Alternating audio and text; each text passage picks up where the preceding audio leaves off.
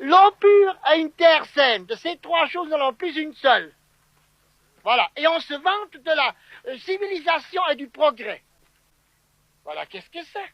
Les grands principes de ma culture biologique, c'est premièrement, comme je vous ai dit, mieux soigner la fumure organique. La santé de l'humus dépend de la santé des animaux qui ont fabriqué cette matière organique. De même que tous les déchets de ville. Mais pour autant que tout ne soit pas déjà empoisonné avant la consommation.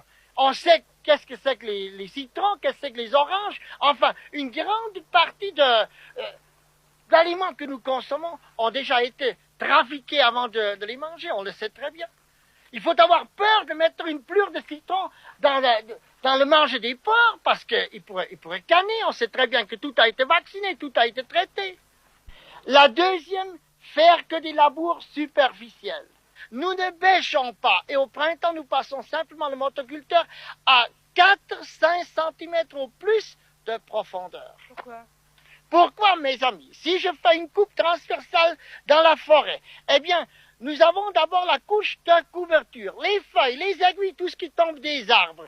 Dessous, nous avons la couche de décomposition ou de fermentation. Et la troisième couche, c'est l'humus, la meilleure partie de la terre végétale. Maintenant, pourquoi pas bêcher profond? C'est que chaque couche a des milliards de bactéries ou d'ouvriers, des spécialistes qui travaillent cette couche, qui ne se supportent pas d'une couche à l'autre. C'est-à-dire, beaucoup de ces bactéries ne supportent pas les rayons de soleil, doivent être à l'abri des rayons de soleil. Alors, comme chaque couche a des spécialistes pour travailler cette couche, si je prends une bêche et que je bêche à 30-40 cm de profondeur, je crée un désordre dans le sol. La troisième, c'est éviter la nudité du sol. Et la quatrième, c'est redonner à votre terre les éléments de trace. Et ainsi, vous arrivez à produire des légumes, des aliments plus riches.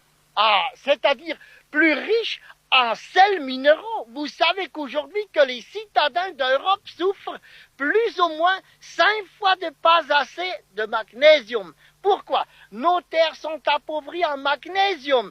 Nous avons les oligo-éléments. Oligos du grec qui signifie peu. Et là, nous avons manganèse, magnésium, le fluor, le iode, le bore, le brome, le vanadium, le nickel, le soufre, le cuivre, etc.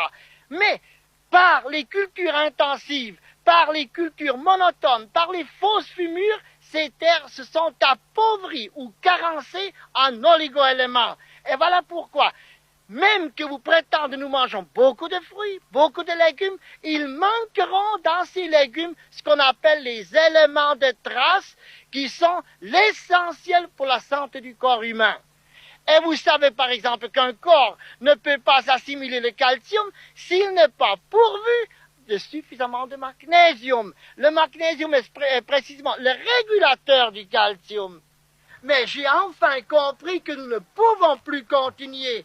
Les dépenses devenaient trop grandes, il fallait toujours plus d'engrais, toujours plus de produits chimiques pour obtenir moins que j'ai maintenant sans ces produits-là, mes amis. Pourquoi on déséquilibrait chaque année un peu plus la Terre?